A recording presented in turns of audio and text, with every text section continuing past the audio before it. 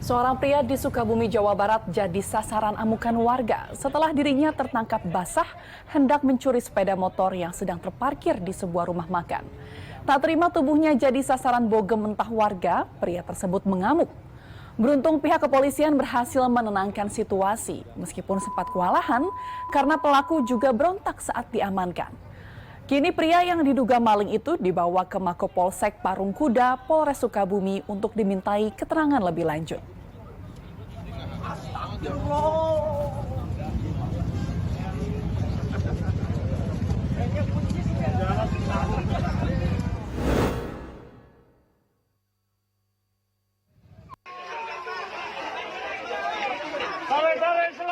Selang.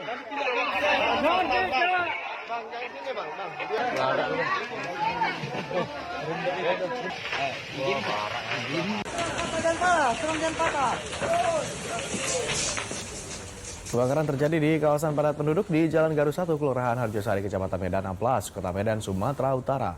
Kobaran api membakar sedikitnya 9 rumah semi permanen milik warga. Warga sekitar lokasi yang mengetahui adanya kebakaran pun terlihat panik, takut rumahnya ikut terbakar, sedangkan para pemilik rumah hanya bisa pasrah saat melihat rumahnya dilalap si jago merah. Kini sejumlah warga korban kebakaran terpaksa mengungsi ke rumah sanak saudaranya serta kerabat. Penyebab kebakaran ini masih dalam proses penyelidikan pihak kepolisian sektor Patumbak dengan menurunkan tim laboratorium forensik dan identifikasi di lokasi kebakaran.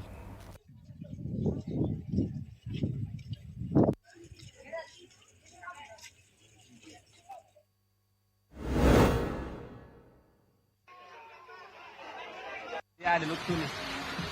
Lucu nih, Jin.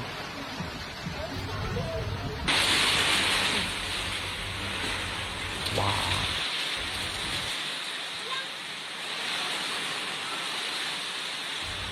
Inilah detik-detik angin puting beliung memporak-porandakan pemukiman warga di Kabupaten Pasir, Kalimantan Timur. Dalam rekaman video amatir, tampak atap rumah warga berantakan. Angin juga merusak sejumlah rumah ibadah. Akibatnya, puluhan warga kehilangan tempat tinggal dan terpaksa mengungsi. Hingga kini pihak BPBD Kabupaten Pasir belum menerima adanya laporan korban jiwa akibat terjangan puting beliung. BPBD juga akan segera mendistribusikan bantuan logistik dan terpal untuk menutupi atap-atap rumah warga yang rusak akibat terhempas puting beliung.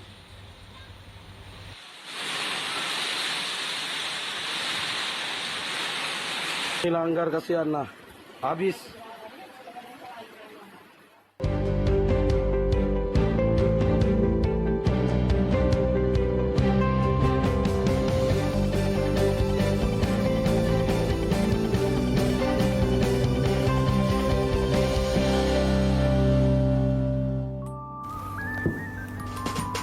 Selamat pagi bersama kebaran hari ini, mudah-mudahan dalam keadaan baik-baik aja ya, walaupun buka jendela tadi pagi-pagi jam 7 ini masih gelap di luar ya. Meskipun agak-agak mendung, tapi mungkin dengan menonton obrolan pagi hari Anda menjadi cerah. Oke. Kenapa? Karena kita juga sudah menyampung sejumlah informasi-informasi menarik dari berbagai wilayah di tanah air. Saya Guardiansyah. Dan saya Puja Lestari, inilah obrolan pagi, sarapan informasi Anda.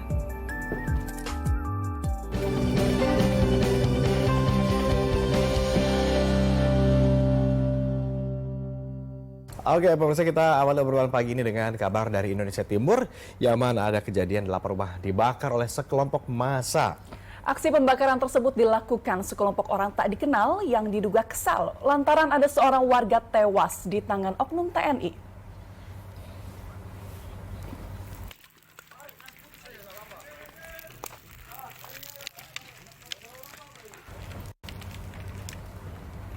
Tidak hanya rumah warga, pos polisi di Kampung Karya Bumi Besum, Distrik Namblong, Kabupaten Jayapura, Papua, juga jadi sasaran amuk sekelompok warga. Kemarahan warga ini dipicu usai salah satu warga tewas setelah terlibat cekcok dengan oknum prajurit TNI. Wakil sementara Kapendam Cendrawasih Letkol Infantri Chandra Kurniawan menegaskan, peristiwa tersebut berawal saat adanya sekelompok warga yang mabuk dan memalak warga lain. Melihat hal tersebut, seorang prajurit TNI mencoba untuk menegur para pelaku pemalakan. Namun keributan terjadi sampai akhirnya terdapat korban jiwa pada peristiwa ini.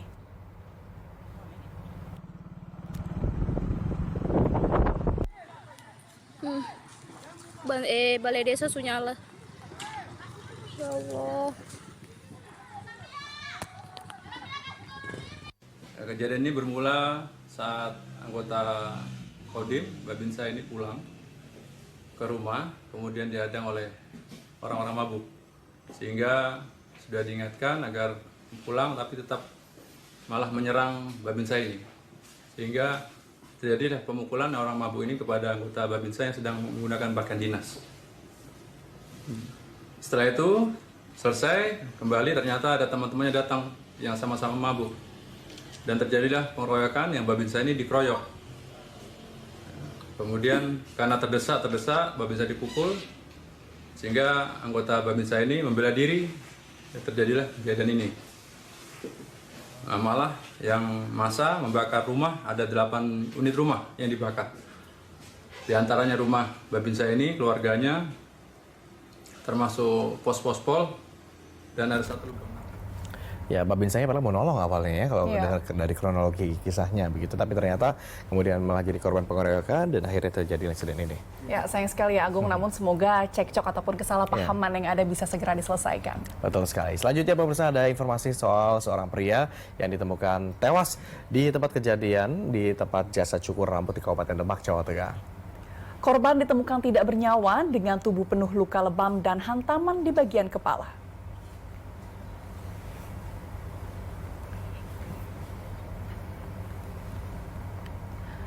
Korban yang diketahui sebagai tukang cukur rambut itu pertama kali ditemukan oleh calon pelanggannya. Ia didapati sudah terkapar di sebuah kursi dengan kondisi penuh luka di tubuh dan kepalanya. Kematian misterius korban tersebut membuat polisi turun tangan dengan mengumpulkan barang bukti beserta sejumlah saksi untuk mengungkap penyebab pasti dari tewasnya korban. Setelah dilakukan olah TKP, polisi memastikan tukang cukur tersebut merupakan korban pembunuhan. Lantas tak butuh waktu lama, 2 orang pelaku yang merupakan teman korban akhirnya berhasil diamankan oleh pihak kepolisian. Diperkirakan aksi pembunuhan tersebut terjadi usai korban dan para pelaku melakukan pesta miras. Polisi pun hingga kini masih melakukan penyelidikan untuk lebih lanjut begitu mengungkap motif kasus pembunuhan ini.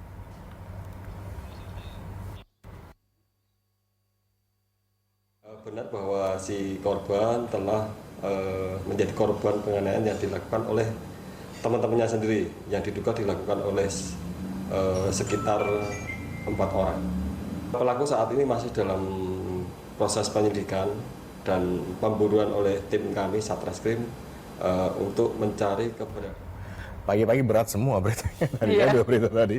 Satu kebakaran disebabkan oleh orang ngebakar, satu lagi ternyata tadi tukang cukur yang meninggal dunia oleh teman-temannya sendiri ternyata ya. Ini ya sangat tidak diduga ya Agung ya. Oke, kalau tadi seorang yang sedang bekerja di tempat cukur rambut begitu ya pemirsa, pria yang satu ini justru wafat saat sedang beribadah. Ya, dirinya ramai menjadi obrolan warganet karena meninggal dunia saat sedang memimpin sholat subuh berjamaah.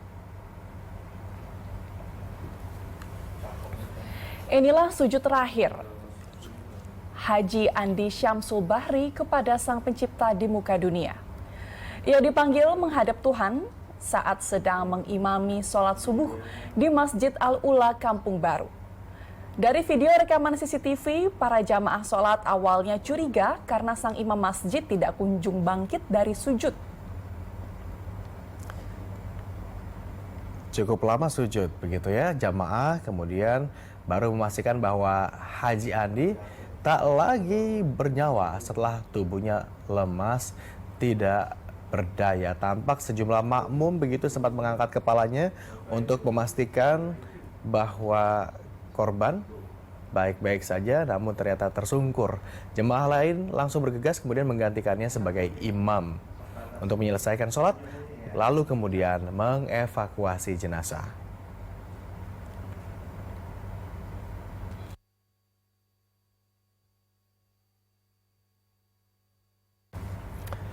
Aduh, sedih sekali kalau misalnya kita melihat ya, gitu. Insya Allah tuh husnul khotimah katanya. Ya, amin. Apalagi lagi sholat, lagi mimpin, kemudian ini jadi sujud terakhirnya Ya, katanya. dan untungnya tadi makmumnya juga bergerak cepat ya untuk menggantikan sholat lalu kemudian segera mengevakuasi jenazah. Oke, kita ke informasi lain pemirsa. Kita ke Subang, Jawa Baratnya. Ada sebuah jembatan yang ambles sedalam 2 meter usai diterjang banjir. Kini mobilitas warga terganggu akibat banjir tersebut dan berharap pemerintah segera turun tangan memperbaikinya.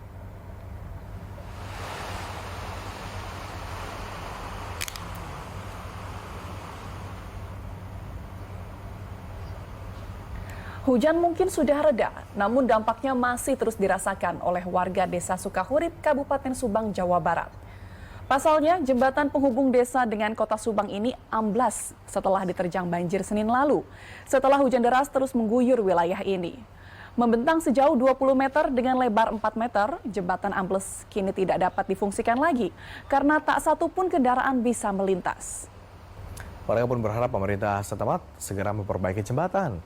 Karena sebelum banjir ternyata jembatan juga memang sudah sedikit mengalami amblas.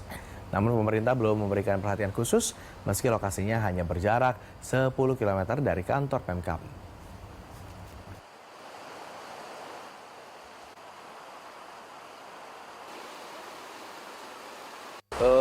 Banjir bandang itulah banjir. Jadi ini si fondasi itu tidak bisa menahan karena di bawahnya ngangkrong gitu. Gitu Pak, gitu. Oh, jadi amblas ya? Amblas, jadi amblas. Begitu datang air besar itu langsung nggak kuat menahan itu fondasinya gitu. Ada hubungan dengan gempa juga nggak Pak? Nggak ada. Sebelum gempa juga ini udah ini Pak. Tapi lebih parah ya kemarin yang banjir kemarin. Yang lebih parah. Oke, di Subang selain banjir gitu ya, ada bencana yang juga mengancam kemarin. Karena katanya ada puluhan rumah yang juga rusak akibat gempa yang terjadi dari Sumedang padahal. Ya, betul Gempanya sekali, getaran betul. kerasa sampai ke Subang. Ya.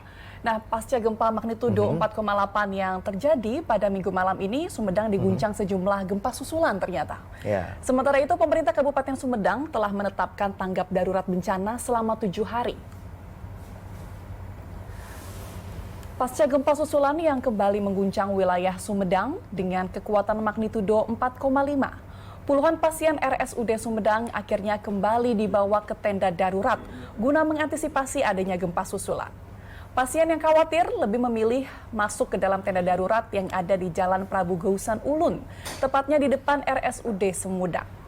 Agar fokus terhadap penanganan gempa, pemerintah daerah menetapkan darurat bencana selama seminggu hingga 7 Januari 2024 mendatang. Ya, gempa bumi dangkal mengakibatkan 14 desa terdampak dan 1.000 lebih unit bangunan rusak. 700 bangunan lebih mengalami kerusakan ringan, 121 bangunan rusak sedang, dan 118 rusak parah. Ribuan bangunan yang rusak mengakibatkan sekitar 400 warga terpaksa mengungsi. Namun pemerintah telah menyediakan bantuan dana tunggu sebesar Rp500.000 bagi warga yang rumahnya mengalami kerusakan parah. Dan 1 minggu ke depan sampai tanggal 7 Januari kita tetapkan tanggap darurat. Mudah-mudahan proses rescue, proses penyelamatan, proses perlindungan terhadap warga masyarakat bisa optimal dan nanti tanggal 8 kita mulai masuk ke rehabilitasi. Ya, gempa Sumedang ini pemirsa dipicu oleh sesar aktif yang belum dapat teridentifikasi. Sebab di wilayah sekitar Sumedang ada sesar Lembang, kemudian ada sesar Baribis, dan sesar Cileunyi Tanjung Sari. Gempa bumi berkekuatan magnitudo 4,5 mengguncang Sumedang pada Senin 1 Januari malam. Lokasinya 4 km utara Kabupaten Sumedang dengan kedalaman 10 km. Nah, sebelumnya gempa magnitudo 4,8 terjadi pada Minggu 31 Desember malam. Menurut Kepala Pusat Gempa Bumi dan Tsunami BMKG, Daryono mengatakan lokasinya dekat jalur sesar Cileunyi Tanjung Sari. Namun hal ini perlu diteliti lebih jauh karena sebelumnya belum pernah terjadi gempa di epicentrum gempa yang berada di pusat kota Sumedang pada hari Minggu lalu.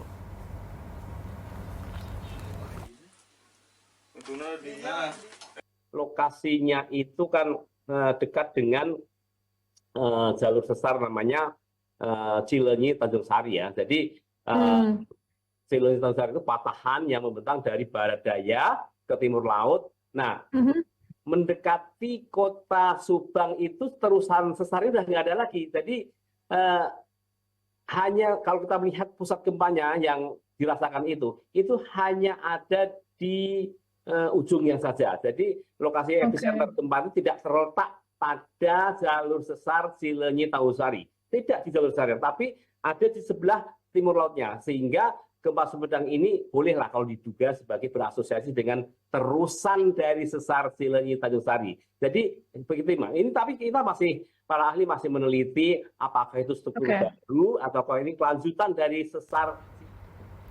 Dan pemirsa, untuk mengetahui kondisi terkini pengungsi gempa Sumedang, kita telah terhubung dengan jurnalis B-Universe, Aep Sopandi, yang saat ini berada di pengungsian lingkungan Babakan Hurip, Kecamatan Sumedang Utara.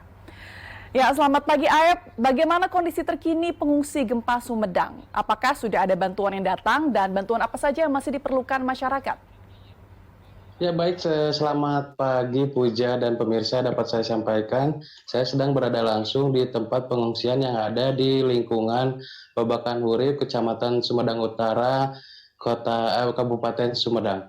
Seperti kita ketahui di belakang saya, di mana sebanyak 110 kepala keluarga dan 740 jiwa mengungsi di tenda di belakang saya. Namun untuk saat ini situasi tenda sendiri kosong dan lagi dibersihkan oleh petugas karena mengingat para warga sendiri dari pagi hingga pada siang sendiri beraktivitas di rumah untuk membersihkan puing-puing atau reruntuhan pasca gempa yang ada di rumahnya masing-masing. Selain itu, warga juga melakukan aktivitasnya hingga pada siang hari, dan setelah aktivitas di rumah selesai, para warga atau pengungsi sendiri kembali ke tenda pengungsian seperti itu. Untuk bantuan sendiri, untuk konsumsi atau makanan hingga saat ini dinilai cukup bagi para warga. Namun yang urgensi saat ini seperti kita ketahui, Kabupaten Sumedang sendiri selain dilanda gempa, dilanda hujan, sehingga para pengungsi membutuhkan valet atau papan untuk menghindari adanya genangan air di tenda. Karena seperti kita ketahui, setelah 2 hari mengungsi di tenda, para warga mengeluhkan adanya genangan air di tenda pengungsian tersebut. Puja. Baik, berarti untuk saat ini para pengungsi sedang kembali ke rumah ya untuk membersihkan. Namun Aep, dari pantauan Anda, apakah sempat terjadi gempa susulan dan apa yang dilakukan untuk mengantisipasi kerusakan dan korban jiwa? Ya baik Puja, untuk gempa susulan sendiri pasca gempa susulan yang terjadi pada Senin pukul 20.49 lalu dengan magnitudo 4,5, disusul pada hari Selasa pagi sendiri terjadi pada pukul 14.30 dengan magnitudo 2,7. Selain itu disusul pada tadi dini hari pukul 1:40 dengan magnitudo 2,1. Untuk antisipasi gempa susulan sendiri, pemerintah hingga saat ini menetapkan tanggap darurat bencana untuk mengantisipasi dan menghindari adanya korban yang tidak diinginkan oleh pemerintah Kabupaten Sumedang sendiri. Puja. Baik, berarti gempa susulan sempat terjadi kemarin dan untuk saat ini pengungsi sudah mendapatkan bantuan, namun masih membutuhkan seperti papan tadi ya untuk menghindari dari genangan air. Terima kasih atas laporan Anda, Aep Sopandi. Selamat kembali bertugas. Ya pemirsa, untuk mengetahui perkembangan terkini dari penanganan gempa Sumedang, kita juga telah terhubung dengan Kepala Pelaksana Badan Nasional Penanggulangan Bencana Daerah Sumedang, Bapak Atang Sutarno, secara virtual. Selamat pagi Pak Atang. Pak Atang, hingga pagi ini apakah ada penambahan dari jumlah kerusakan ataupun korban? Ya, selamat pagi Mbak Puja dan selamat pagi para pemirsa sekalian. Perlu kami sampaikan di sini bahwa sampai saat ini guncangan gempa yang melanda Sumedang ya memang dirasakan baru pertama ya kita di Sumedang. Yang terakhir gempa dengan skala dengan kekuatan 4,8 skala magnitudo. Kita memang mengalami beberapa kerusakan, namun alhamdulillah kita tidak ada korban jiwa. Dari sejumlah rumah yang rusak sampai jam 11 tadi malam, kita tercatat kurang lebih 1.005 rumah yang dilaporkan rusak dan masyarakat yang diungsikan kita di 6 titik tempat pengungsian.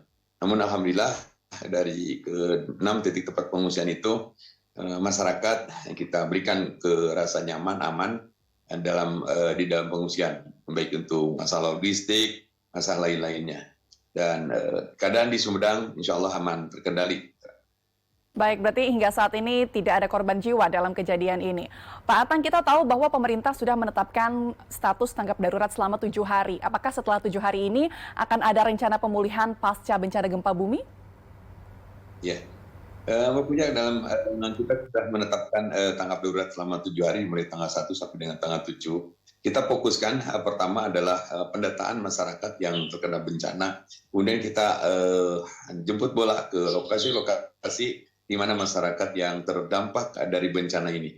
Setelah itu kita langsung melakukan pendataan kemudian kepada rehab rekon ke depannya yang masyarakat yang rusak rumahnya baik ringan, berat maupun sedang, kita akan bantu semuanya. Jadi masyarakat tidak perlu khawatir, pemerintah Kabupaten Sumedang, provinsi dan juga bahkan nasional BNPB akan memberikan bantuan sepenuhnya untuk penanganan masalah gempa ini. Untuk masalah logistik juga sampai bahwa di sini masyarakat tidak perlu khawatir. Kami akan membantu sepenuhnya kepada warga masyarakat, termasuk mungkin masalah obat-obatan dan lain sebagainya. Ya, Pak Atang, ini kan sudah ada ribuan rumah warga yang terdampak akibat gempa ini. Dan dari BNPB juga akan menyalurkan bantuan dana tunggu hunian sebesar Rp500.000 untuk rumah yang rusak parah. Nantinya seperti apa, Pak, mekanisme dari penyaluran bantuan ini? Mohon izin kami bikin sedikit klarifikasi untuk masalah bantuan ini. Jadi kita dipilah dulu, diklasifikasi. Untuk rumah rusak ringan, kita akan membantu sebesar 15 juta, dan untuk rumah yang rusak sedang, kita akan bantu dengan 30 juta, dan untuk rusak berat, kita akan bantu dengan 60 juta rupiah. Kemudian untuk masyarakat yang mengungsi, ini yang mengungsi baik itu ke rumah keluarga atau mungkin mengontrak dan sebagainya, selama rumah itu belum dilakukan perbaikan, maka kita akan memberikan bantuan dana tunggu hunian atau DTH sebesar Rp500.000 per kepala keluarga atau per satu rumah.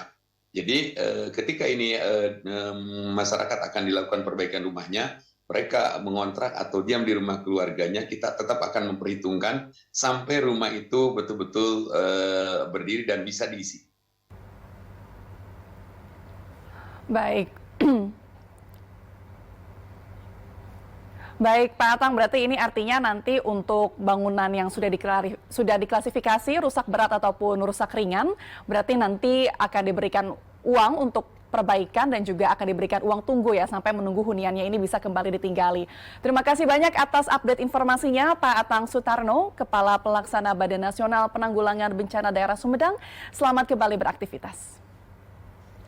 Kemudian berbagai upaya yang sudah dilakukan oleh pemerintah melalui tadi PPBD dan juga berbagai pihak begitu ya, yang bisa berjalan baik tanpa kendala berarti begitu ya. Berikutnya pemirsa, kami akan ajak Anda untuk mengecek nih kira-kira apa yang sedang menjadi trending topik di media sosial, khususnya di Instagram gitu. Siapa tahu ini bisa menjadi bahan atau ide obrolan pagi Anda bersama kerabat dan juga rekan kerja. Kita coba lihat yang pertama pemirsa ya. Nah, ini ada tagar nikahan di bioskop. Habis libur tahun baru yang panjang gitu ya, media sosial kemudian diramaikan dengan video pernikahan di bioskop. Emang bisa ya? Tapi ini ada, coba lihat tuh. Nah, ternyata pernikahan yang viral karena menikah di bioskop ini juga merupakan sebuah ide penyelenggaraan pernikahan yang mirip bioskop. Ternyata bukan di bioskop beneran. Berdasarkan keterangan pengunggah, pernikahan diselenggarakan di hotel yang memiliki theater room yang dapat digunakan untuk berbagai keperluan acara termasuk pernikahan seperti ini. Waduh, seru juga ya kalau gini. Kalau bisa nikah dengan konsep seperti ini kayaknya menarik. Kemudian yang kedua, kita coba geser. Ya, kita lihat ada tagar apa nih? Tagar Sydney Firewalk. Wah, meski udah tanggal 3, tapi kayaknya nih ya masih banyak yang belum move on dari momen perayaan tahun baru gitu ya. Salah satunya bagi warga Sydney yang rela menunggu momen pergantian tahun dari sejak pagi hari bahkan di Sydney Harbour ya. Memang sejak pandemi COVID-19 ini belum pernah ada perayaan tahun baru yang semegah dan seramai ini katanya kalau kata warga setempat ya. Kalau dilihat dari video ini juga mungkin sekitar ribuan orang yang menunggu, mungkin lebih kali ya, momen pergantian tahun baru adegan ini dengan pertunjukan kembang api yang wah cakep banget tuh kan ya. Oke, kemarin tapi di Monas juga kalah cakep sih, bagus banget kembang apinya. Kita coba lihat tagar berikutnya, geser. Nah, ini ada tagar perilaku tidak terpuji. Jagat media kembali dihebohkan dengan kelakuan warganet netizen yang memperlakukan hewan dengan tidak berperikehewanan gitu ya. Mungkin ini Anda masih ingat ya, ada kasus kucing yang dicekoki miras. Nah, kali ini pemirsa, ada kucing yang dicekoki dengan asap rokok. Perbuatan ini kemudian tidak ayal membuat warganet bereaksi dan meminta memviralkan kelakuan tak terpuji ini agar pelaku mendapatkan pelajaran.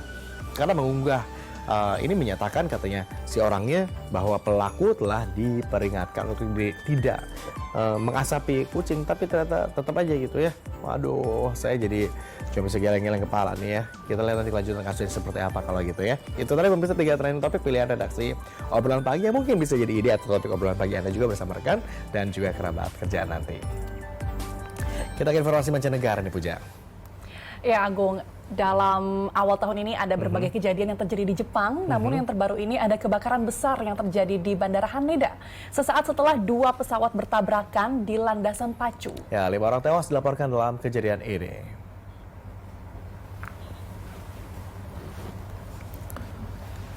Letusan besar api dan asap dari sisi pesawat Japan Airlines berjenis Airbus A350 ini tampak saat meluncur di landasan pacu.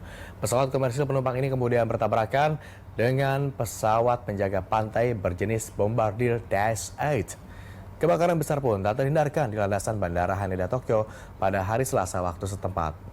Kendati demikian, seluruh penumpang pesawat Japan Airlines penerbangan JAL 516 yang diperkirakan berjumlah 379 orang dan 15 awak kapal berhasil keluar dengan selamat sebelum pesawat seluruhnya dilalap api. Di sisi lain dilaporkan sang pilot dari pesawat penjaga pantai Jepang berhasil keluar dari pesawat sebelum kebakaran membesar. Namun naas, 5 awak kapal di pesawat penjaga pantai itu dilaporkan tewas. Dampak dari insiden ini, semua landasan di Bandara Haneda ditutup sejak pukul 18 waktu setempat. Sejumlah penerbangan pun terpaksa dialihkan ke Bandara Narita yang ada di Prefektur Chiba. Bandara Haneda adalah salah satu bandara tersibuk di Jepang. Di momen ini, banyak orang melakukan perjalanan selama liburan tahun baru.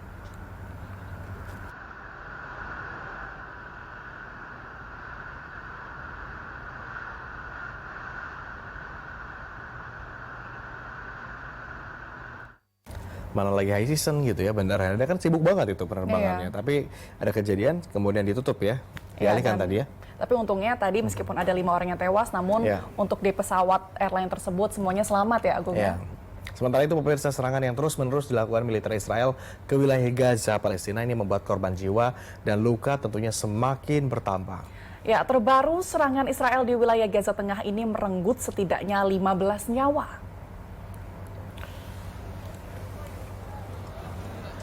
Rumah sakit Al-Aqsa yang terdekat dari wilayah Deir al-Balah kembali menerima pasien luka dan korban tewas akibat hantaman misil Israel. 15 warga Palestina dilaporkan tewas, sementara 20 lainnya terluka setelah sebuah misil menghantam pemukiman penduduk di wilayah Deir al-Balah, Gaza Tengah, Senin waktu setempat.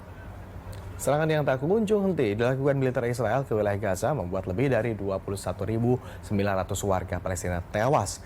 Bahkan diperkirakan masih banyak jasad warga Palestina yang jadi korban namun masih terkubur di bawah reruntuhan bangunan.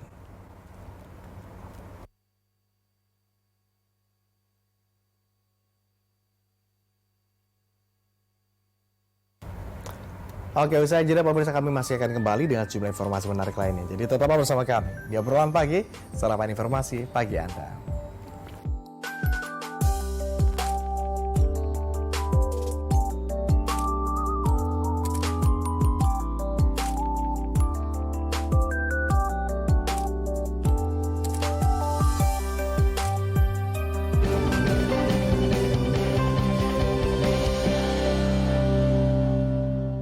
Mereka adalah perempuan-perempuan berdedikasi, perempuan mandiri, selalu optimis. Mereka percaya tolak angin untuk menjaga kesehatan. Mencintai Indonesia.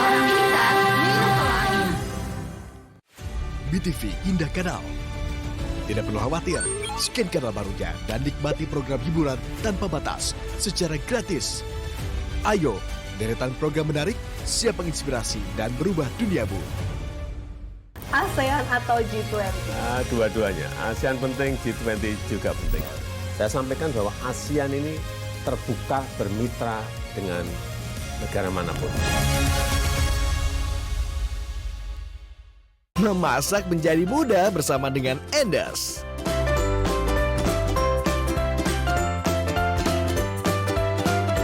Resep-resep yang sederhana hingga yang berkualitas tinggi siap dibongkar secara lengkap lewat program Enders.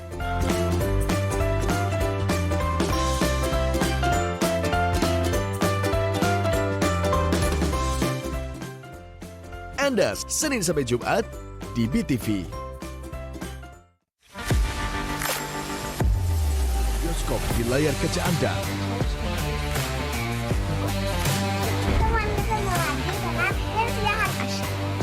Lama tidak akan kecacatan tubuh saya untuk membuat orang lain tiba terhadap saya. Berarti ikhlas itu apa? Allah. Saya kehilangan suami saya. Mudah bersama dengan Enders.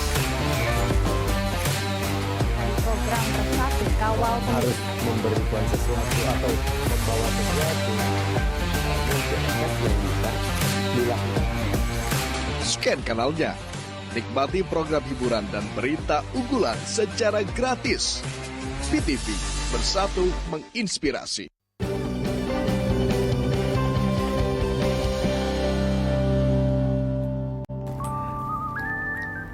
Terima kasih Anda masih bersama kami di obrolan pagi. Puja, akhir tahun kemarin liburan kemana? kerja saya kebetulan. Pakai nanya lagi dong hati gitu. Tapi Agung, meskipun kemarin tahun baru akhir tahun saya kerja, tapi kan bulan Januari, bulan Februari masih ada sejumlah hari libur dan cuti yang bisa diambil. Mungkin Agung ada rekomendasi nih, nanti saya kemana? Bisa, kalau Puja kan sukanya memacu adrenalin gitu ya. Sporty habis biasanya kalau nggak siaran gitu kan. Mungkin Puja atau juga Anda pemirsa di rumah yang memang suka memacu adrenalin bisa berkunjung ke tempat wisata untuk bersepeda. Bukan sepeda biasa ini. Apa tuh? Ini bukan di perkotaan sepeda, tapi sepedanya di ketinggian. Wow, sepeda di ketinggian? Bisa ya? Iya, namanya skydiving. Kita coba lihat ke kawasan Lembang, Jawa Barat. Berikut ini liputannya.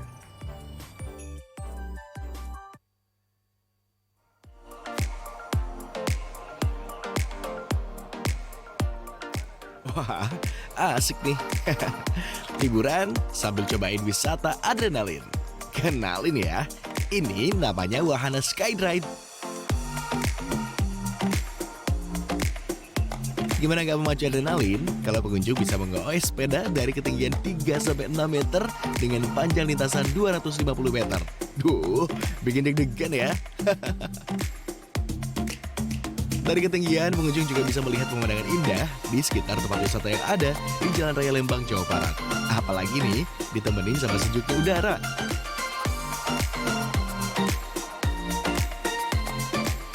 Gimana perasaannya? Gimana rasanya?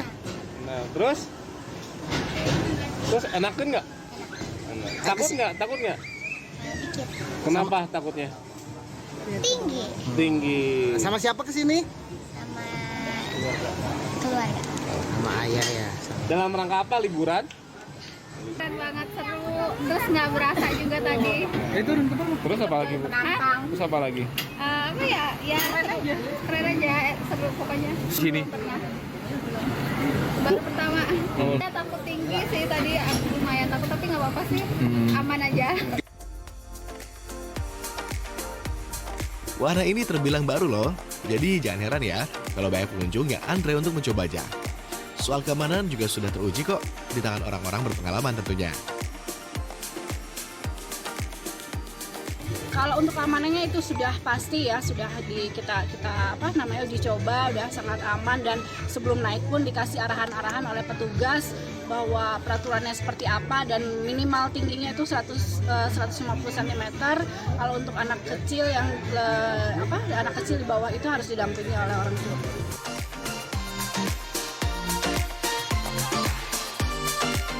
Selama liburan ini, jumlah pengunjung yang datang meningkat 25%. Jika penasaran mencoba wahana ini, kalian bisa merogoh kocek Rp30.000 per orang aja. Cukup terjangkau ya. Algi Muhammad Gifari, Bandung Barat, Jawa Barat.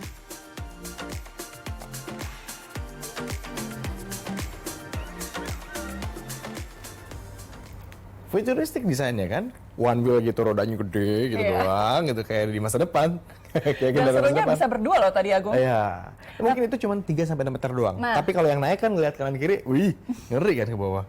Nah, tapi karena saya pecinta adrenalin nih, Agung, kayaknya 3-6 meter tuh kurang deh. Ada nggak Kurang. yang lebih tinggi? Ada banget yang lebih tinggi. Apa tuh? Di Wonosobo tapi ini saya akan ajak Puja dan juga pemirsa untuk berwisata adrenalin yang mungkin ketinggian lebih tinggi banget ini. Karena kita langsung terjun para layang. Para layang, wah seru sekali. Udah pernah belum? Belum pernah sih, tapi saya pengen coba. Sebelum coba lihat aja dulu liputannya. Ini ya, berikut berita.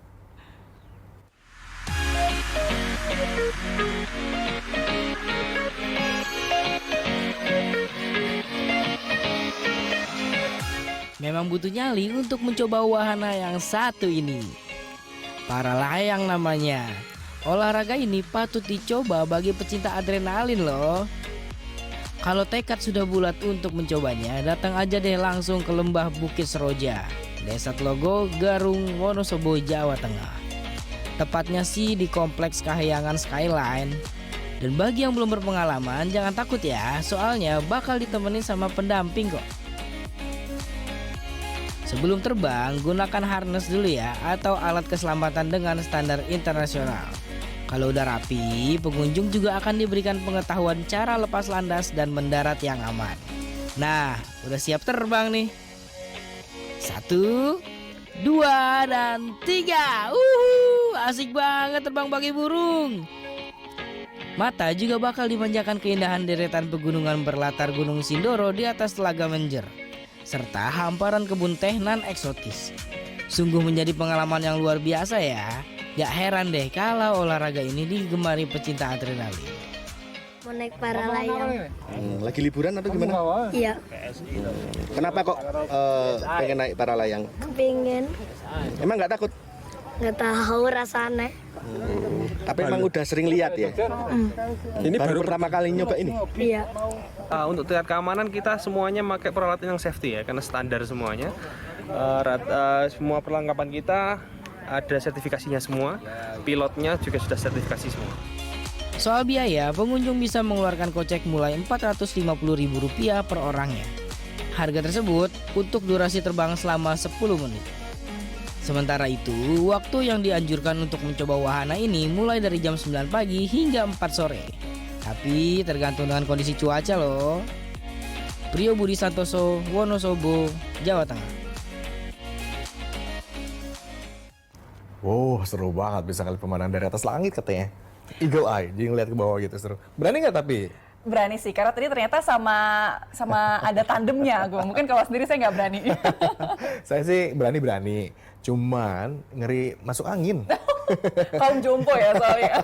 Karena kan tadi kalau secara safety katanya lu certified semua, Ya. orang-orangnya, kemudian juga alat-alatnya semuanya udah dijamin keamanannya. Tetapi ngeri masuk angin aja sih kalau saya. Ya, tapi tadi kan sudah ada rekomendasi liburan nih Agung. Ah. Tapi sayangnya untuk sejumlah pekerja ini sudah harus mulai bekerja per hari ini. Oke, Salah khususnya satunya ASN ini ya? ASN, betul. Oke, ASN sudah mulai masuk. Kira-kira seperti apa? Kita lihat kondisinya. Ya, berdasarkan pantauan Universe, sejumlah ASN sudah mulai memasuki gedung Balai Kota DKI sejak Selasa pagi ya. Berdasarkan informasi yang didapat, jam kerja ASN Pemprov DKI dimulai pukul 7:03 karena hari kerja pertama di tahun 2024 jatuh pada hari Selasa, maka tidak ada apel pagi seperti yang biasa dilakukan pada hari Senin ya. Ya, jauh hari sebelum libur panjang, Badan Kepegawaian Daerah DKI Jakarta telah menghimbau ASN di lingkungan Pemprov DKI Jakarta untuk tidak membolos ataupun terlambat di hari pertama setelah libur panjang. Bila terlambat, BKD telah menyiapkan sejumlah sanksi, mulai dari teguran hingga pemotongan tunjangan kerja.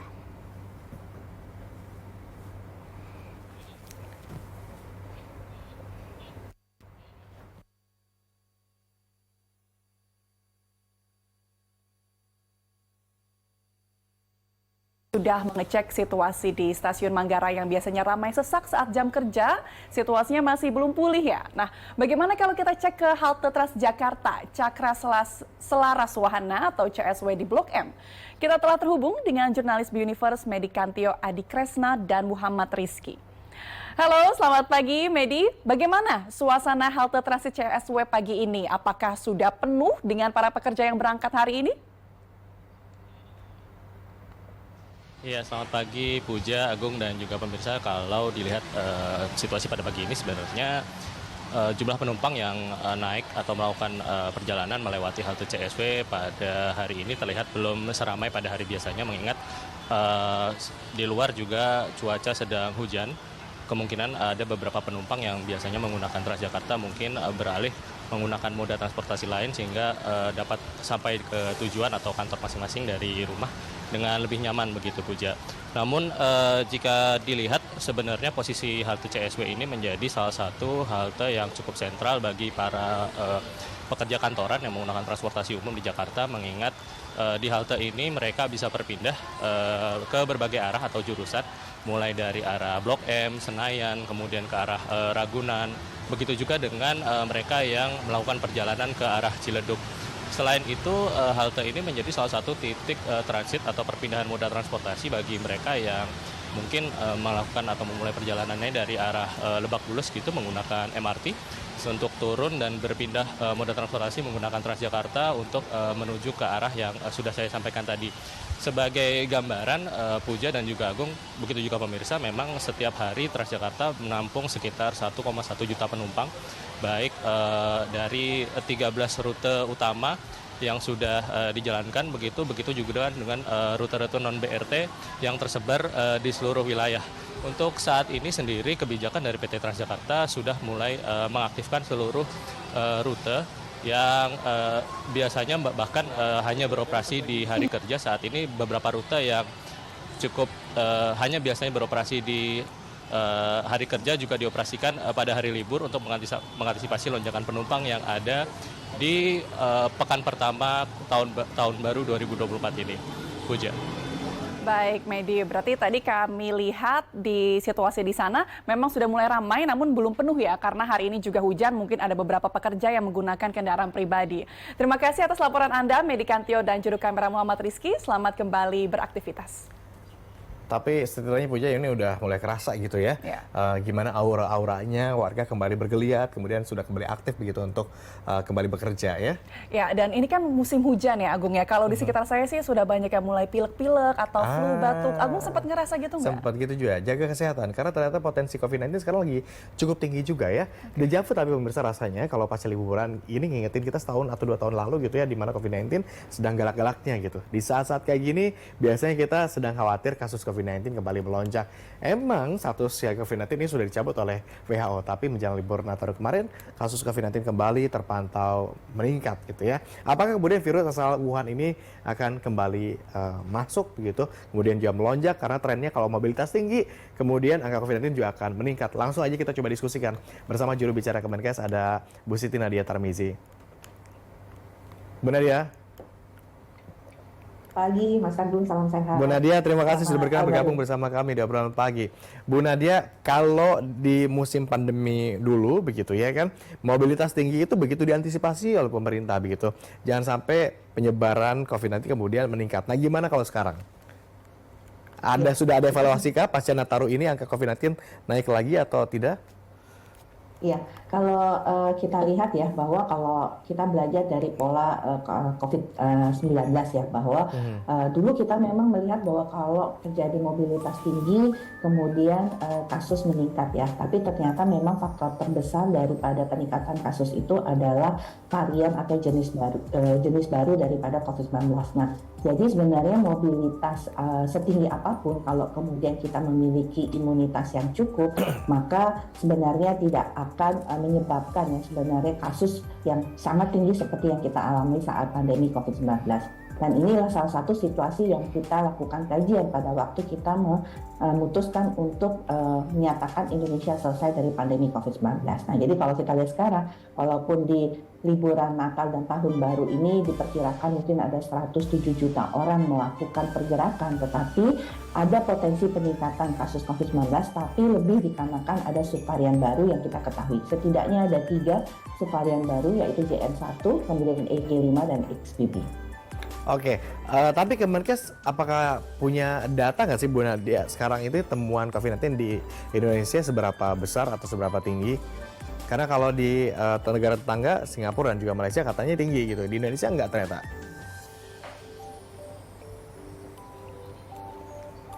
Kalau kita bandingkan dengan situasi akhir-akhir pandemi ya Mas Agung ya, memang terlihat ada kenaikan yang cukup signifikan. Jadi kalau awal-awal itu kasus 50 sampai dengan 60 per minggu, kemudian kita lihat di akhir November itu mulai naik menjadi 50 sampai 60 per hari yang tadinya per minggu, dan bahkan di awal Desember itu bisa mencapai 150 per hari di minggu pertama. Minggu kedua terjadi peningkatan sampai dengan 300 kasus per hari bahkan, tapi itu fluktuatif ya, ada di dalam satu minggu itu mencapai angka 300, kemudian turun dia mencapai sekitar 250, tapi berada pada range 200 sampai 300 kasus konfirmasi harian positif per hari. Nah, di minggu ketiga kita lihat itu ada peningkatan sampai dengan mencapai 468 kasus ya. Jadi tapi memang jumlah kasus sampai saat ini tidak pernah mencapai angka 1000-an. Tapi kemudian terjadi penurunan kembali, tapi saat ini kita melihat kemarin itu angkanya mencapai kurang lebih 200 atau 190 kasus yang dilaporkan, dengan kasus aktif itu sekitar 2.617. Nah, kita melihat bahwa pola ini masih tentunya kita ketahui ya, puncak arus balik ini kan belum ya Mas Agung ya. Jadi kita akan terus monitor 2-3 minggu ke depan untuk melihat apakah memang terjadi masih adanya peningkatan kasus COVID-19. Karena kalau kita lihat kasus COVID memang sejak Desember itu terjadi peningkatan dari 50-60 per minggu sampai dengan 400 per hari. Respon masyarakat juga tampaknya sekarang lebih nyantai gitu ya tentang COVID-19. Kalau dulu kan pada kaget, pada takut, was-was atau gimana, tapi sekarang relatif lebih oke gitu, karena mungkin kita sudah punya sistem imun yang baik, sudah ada herd immunity begitu. Tetapi untuk mereka yang kemudian terkena COVID-19 begitu, protokolnya seperti apa kesehatannya? Apakah tetap harus ada isolasi atau seperti apa gitu? Izin ke kantor gimana? Iya, jadi kalau kita lihat mengapa kemudian pemerintah memberikan kewaspadaan ya kepada masyarakat ya, supaya masyarakat lebih menjaga dirinya, dan tentunya kita ingin liburan Natal dan Tahun Baru dalam kondisi sehat dan aman ya Mas Agung ya. Dan jadi kalau suasana liburan inginnya liburan ya, tidak dalam kondisi sakit ya. Nah, tentunya kita melihat angka-angka bahwa angka fatalitas seperti kematian dan yang dirawat di rumah sakit itu masih sangat-sangat rendah dan tidak ada kenaikan yang signifikan. Oleh karena itu kita bisa melihat bahwa orang yang terkena COVID-19 akan cenderung ini tidak bergejala atau gejalanya sangat ringan. Nah, seperti anjuran yang sudah selalu disampaikan bahwa selain tentunya melengkapi vaksinasi, pastikan protokol kesehatan. Kalau kita memang batuk pilek ya bukan COVID, pakai masker ya tentunya. Dan tapi kalau kita COVID harus isolasi, tetap harus untuk isolasi. Tidak menularkan. Betul, supaya tidak menularkan kepada orang lain. Dan biasanya isolasi itu hanya dalam 2-3 hari dia akan cenderung sembuh gejalanya dan menjadi negatif. Ya, tentunya tidak. Jadi sekarang nggak perlu lama-lama, isolasi 2-3 hari aja cukup gitu ya? Ya, itu juga tidak boleh kalau kemudian berlama-lama isolasi dikarenakan liburannya lebih panjang begitu ya. Tapi betul karena positif COVID, lakukan isolasi, biasanya 3-5 hari ulang lakukan tes, apakah itu tes PCR atau antigen, dia akan menjadi negatif. Oke, baik. Terima kasih banyak Bu Nadia atas kesediaan Anda ngobrol-ngobrol pagi ini, termasuk juga tadi update berarti cuma maksimal 5 hari aja gitu ya kalau isolasi sekarang kalau memang ternyata kena COVID-19 ya. Makasih banyak Bu Nadia, nanti kita ngobrol-ngobrol lagi di obrolan pagi. Selamat kembali beraktivitas.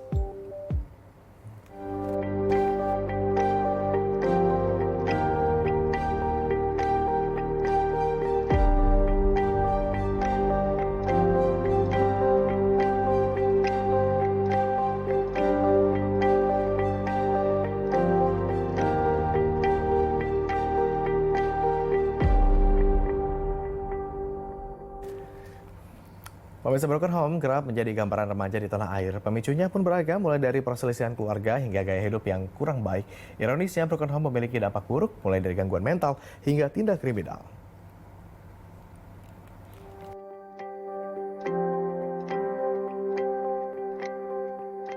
Media sosial sempat ramai dengan pengakuan remaja yang mengalami broken home. Umumnya sih, remaja broken home ini disebabkan adanya masalah orang tua. Sebagai imbasnya, makin banyak remaja yang mengalami gangguan mental. Bahkan ada pula remaja yang melakukan tindak kriminal. Misalnya aja terjadi pada kakak adik pematang siatar ini. Tega-tega aja mereka menganiaya ayah kandungnya hanya karena tak terima ibunya diajak rujuk oleh sang ayah. Pasca 3 tahun mengalami pisah ranjang. Kasus penganiayaan ini berawal saat kakak adik ini datang ke rumah sang ayah untuk menjemput ibunya. Lantaran dilarang, mereka nekat menganiaya sang ayah secara membabi buta hingga tewas. Berdasarkan data dari BKKBN, diperkirakan ada 9,8% remaja di Indonesia yang mengalami gangguan mental. Angka ini mengalami peningkatan yang sebelumnya hanya sekitar 6,1% saja. Bahkan, data dari WHO atau Badan Kesehatan Dunia mencatat 1 dari 970 juta remaja di seluruh dunia mengalami gangguan mental. Yang jelas, gangguan mental ini dipicu dengan meningkatnya angka perceraian orang tua setiap tahunnya. Berkaca dari data ini, para orang tua menjadi peran penting dalam mendidik anak, sehingga buah hati tidak mengalami broken home hingga berujung pada gangguan mental dan tindak kriminal pada remaja. Tim Liputan, B-Universe. Dan pemirsa, untuk mengenal lebih jauh soal broken home yang dihadapi remaja, kita sudah terhubung dengan psikolog klinis Mbak Cassandra Putranto. Selamat pagi Mbak Cassandra. Selamat pagi, Assalamualaikum warahmatullahi wabarakatuh. Waalaikumsalam warahmatullahi wabarakatuh. Ketemu lagi Mbak Cassandra di obrolan pagi. Tapi sebenarnya kalau bicara definisi broken home ini apa sih sebenarnya? Kita sebelum lanjut ke diskusi, kita coba preteli dulu nih, di definisinya apa nih? Ya memang dengan istilah broken home itu sendiri kan sudah digunakan banyak untuk kondisi keluarga yang mengalami perpecahan, lalu sebagian mungkin berakhir dengan perceraian, sebagian mungkin masih mencoba untuk mempertahankan tetapi ternyata tetap tidak bisa kembali pulih seperti semula dan hidup harmonis begitu, sehingga akhirnya setiap anggota keluarganya mengalami dampak dari perpecahan tersebut, dari konflik tersebut yang sehingga disebut sebagai broken home.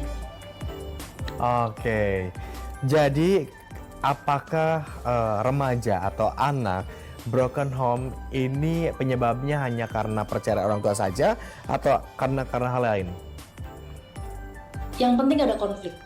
Ada konflik itu, ya betul. Jadi pada dasarnya rumah itu yang disebut sebagai home diharapkan untuk menjadi tempat yang aman, nyaman, dan bisa memenuhi kebutuhan, baik kebutuhan fisik, emosional, dan sosial anak, agar bisa tumbuh dan berkembang secara maksimal, dan juga untuk ayah dan ibunya begitu ya, di mana ayah dan ibu sebagai pilar-pilar di dalam keluarga itu bisa memenuhi kebutuhan tersebut. Nah, namun kenyataannya ketika salah satu pilar itu runtuh atau rubuh, nah akhirnya terjadilah kondisi-kondisi yang tidak bisa menyediakan lingkungan yang memenuhi kebutuhan fisik, emosional, sosial anak, sehingga anak tumbuh menjadi individu-individu yang terkena dampak dari broken home tersebut. Dan tidak hanya anak saja, tetapi juga suami istri yang terkena dari konflik tersebut kemudian punya dampak dari kondisi konflik tersebut. Nah, seperti yang tadi saya katakan, sebagian mungkin memutuskan untuk bercerai sehingga melanjutkan broken home itu menjadi sebuah kondisi yang permanen, tetapi sebagian lagi mungkin memutuskan untuk tidak bercerai, tetapi tetap membiarkan konflik itu terjadi sehingga broken home itu tetap ada. Oke. Jadi selama ini kan orang-orang selalu mengasosiasikan bahwa anak broken home itu gara-gara orang tuanya cerai. Padahal sebetulnya orang tua yang tinggal satu atap saja tetap saja bisa menyebabkan anak juga broken home gitu ya, tergantung ada konflik atau tidak begitu. Saya coba ajak pemirsa juga untuk melihat begitu broken home ini karena banyak banget pemicunya gitu ya. Kalau misalnya kita coba lihat broken home ini disebabkan adanya perpecahan keluarga hingga berujung pada gangguan mental pada remaja ya. Kalau kita coba rangkum tadi apa yang disampaikan oleh Mbak Cassandra. Nah, berdasarkan data dari BKKBN, pemirsa ada 6,1% remaja Indonesia mengalami gangguan mental pada tahun 2021. Ironisnya ini pemirsa ya, remaja yang mengalami gangguan mental ternyata meningkat menjadi 9,8% pada tahun 2022. Kita 2023 masih cari datanya ya. Sementara itu pemirsa, ciri anak broken home bisa dilihat dari tingkat emosi yang tinggi, kemudian remaja yang atau pendiam juga memiliki sifat kemudian nakal, kerap sedih, dan juga tentunya sangat sulit untuk percaya kepada orang lain begitu. Saya mau tanya lagi ke Mbak Cassandra, seandainya anak itu sudah tampak tanda-tandanya, gejalanya seperti yang tadi disampaikan begitu, apa yang perlu lingkungan sosial bantu? Apa yang perlu dukungan seperti apa perlu diberikan kepada mereka? Yang paling utama adalah tentu lingkungan keluarga terdekat terlebih dahulu. Jadi ketika keluarga inti mengalami perpecahan, ya istilah broken home di dalam psikologi juga disebut sebagai dysfunctional family. Jadi keluarga yang tidak berfungsi secara seharusnya. Nah, keluarga di sekitarnya mungkin kakek, nenek, atau paman, bibi itu bisa membantu di dalam situasi ini agar anak-anak bisa tetap mendapatkan atau terpenuhi kebutuhan fisik, emosional, dan sosialnya secara maksimal. Lalu baru kemudian pihak yang di luar ya, barangkali tetangga atau mungkin di sekolah yang akhirnya bisa meredam konflik-konflik tersebut, bahkan mungkin bisa membantu. Nah, yang kemudian berikutnya bisa mungkin melibatkan konseling pernikahan ya. Jadi jangan sampai konflik ini berlanjut terus-menerus bahkan sampai anak dewasa yang meninggalkan luka batin yang ini nantinya bisa berakibat kepada gangguan mental atau gangguan psikologis selanjutnya. Oke, bijak menghadapi kondisi ini, bijak melihat kepada kondisi-kondisi anak tertentu karena bisa jadi anak dengan kondisi-kondisi atau gejala-gejala tadi latar belakangnya adalah keluarga yang broken atau broken home begitu ya. Terima kasih Mbak Cassandra sudah berkenan bergabung bersama kami di obrolan pagi, ngobrol-ngobrol singkat pada pagi ini. Nanti kita ngobrol-ngobrol lagi. Selamat kembali beraktivitas Mbak Cassandra. Terima kasih. Usai jeda pemirsa, kita masih akan kembali dan jumlah informasi menarik lainnya tentunya bersama rekan Puja. Ya, diantaranya ada informasi terkait dengan lalu lintas di hari pertama kerja dan juga perakiraan cuaca. Tetaplah bersama kami di obrolan pagi.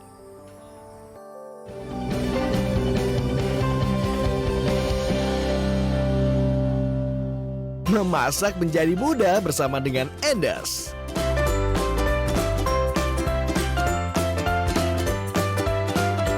Resep-resep yang sederhana hingga yang berkualitas tinggi siap dibongkar secara lengkap lewat program Enders.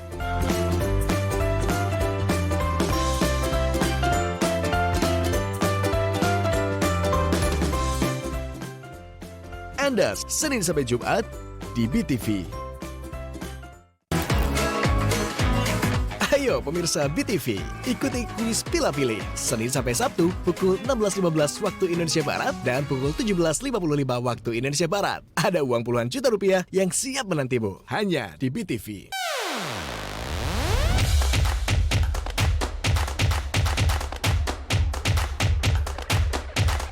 Jangan lewatkan People Choice setiap hari pukul 11.30 waktu Indonesia Barat hanya di BTV.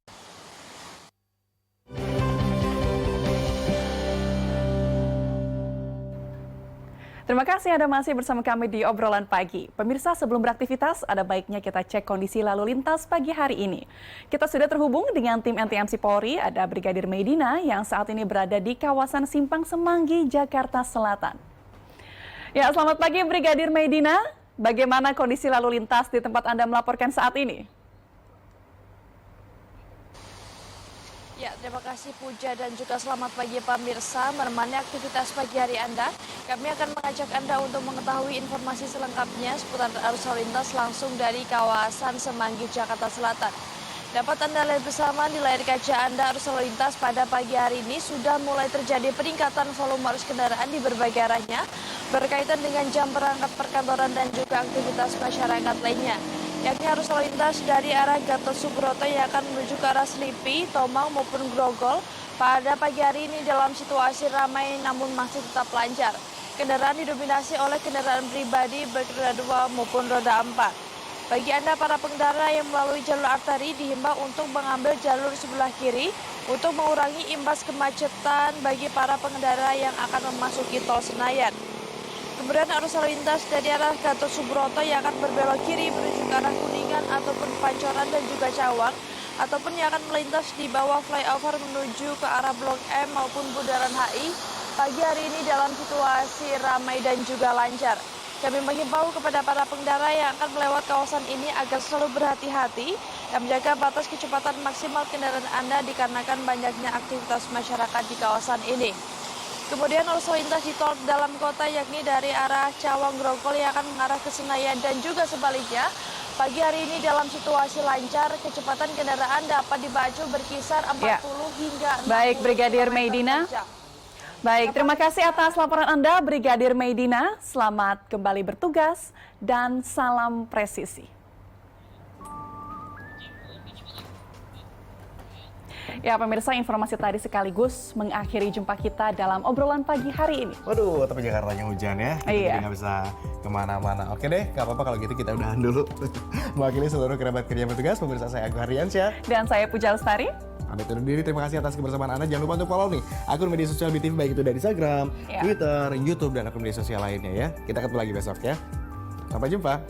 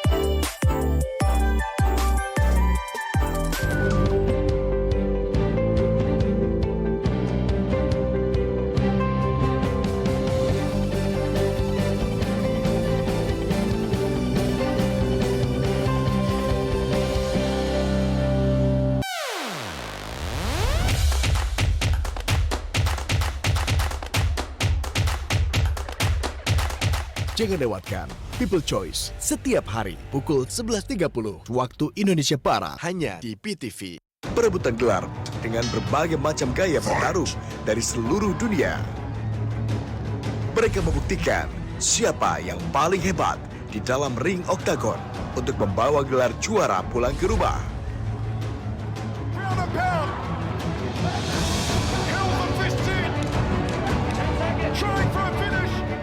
Saksikan One Volt jam 11 malam hanya di PTV.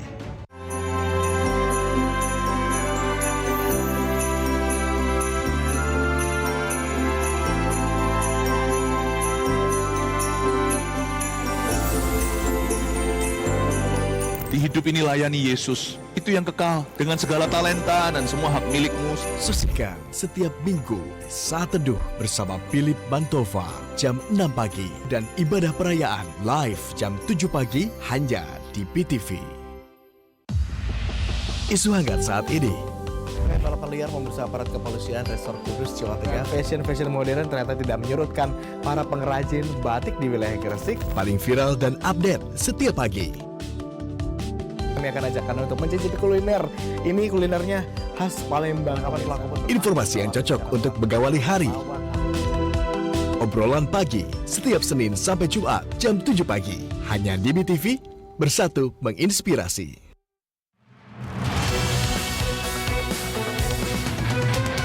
Kami memulai dengan penelitian mendalam. Menyajikan informasi yang akurat dan tepat untuk para pengambil keputusan dan pelaku ekonomi. Kami memberikan inspirasi di setiap kesempatan untuk membantu Anda dalam membuat keputusan ekonomi yang tepat. Kami selalu ada untuk Anda, menjadi pendorong ekonomi di Indonesia.